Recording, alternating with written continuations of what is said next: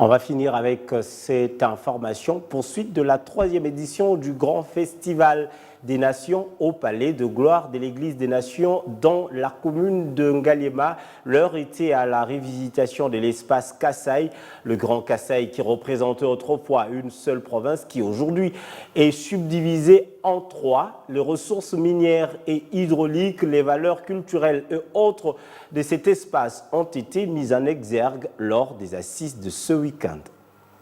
Répartie en 2 provinces depuis 2015, une restructuration instituée par la Constitution du 18 février 2006 qui est devenue effective en 2015. Le Grand Kasaï regroupe les villes de Kananga et Louébo, respectivement chef-lieu du Kasaï central et Kasaï, ces dernières devenues des provinces. Elles sont mises en exergue au cours de la 7e journée de la 3e édition du Grand Festival des Nations organisé par l'Église des Nations située sur l'avenue Massina dans la commune de Ngaliema.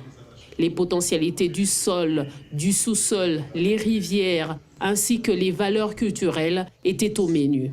J'étais très étonné en faisant des recherches de découvrir que les Belges, déjà depuis 1927, avaient découvert que le Grand Kasaï possède des diamants, non pas seulement des diamants, mais aussi l'or, le manganèse, le cobalt, le cuivre, énormément de choses. L'espace Kasaï possède de nombreux atouts pour être la plaque tournante de l'économie de la RDC. Pour y arriver, il y a lieu d'activer une volonté politique afin de résoudre des problèmes des infrastructures.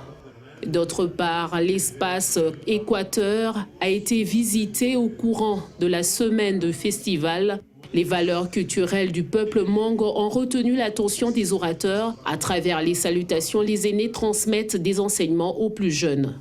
Par exemple, quand quelqu'un te dit le Bokulaka, par exemple, le Sako, vous pouvez lui répondre en disant, par exemple, Nzako Mafo Langue avocat, c'est-à-dire qu'auprès des dieux, il n'y a jamais eu de corruption. Dieu est le seul et l'unique avocat. Lorsqu'il se décide de défendre sur votre cause, il n'y a personne d'autre qui peut l'interrompre. Quant aux participants, chaque jour des assises sont bénéfiques pour eux afin de réveiller leur conscience et augmenter leurs connaissances. Bon, tout au long de ces festivals, nous avons appris beaucoup de choses. Et ça a changé même notre façon de voir des choses. Et nous nous répétons de nous-mêmes, de la manière dont nous considérons tous les restes de nos provinces. Ce sont des découvertes pour notre pays. Il y a des merveilles qui sont cachées dans les pays que nous ne connaissons pas. Ce sont des opportunités pareilles qui nous sont données pour pouvoir comprendre ce que nos provinces renferment et quelles sont les richesses de notre pays, de notre province, et voir quelles dispositions prendre pour pouvoir relever les défis par rapport aux défis de développement.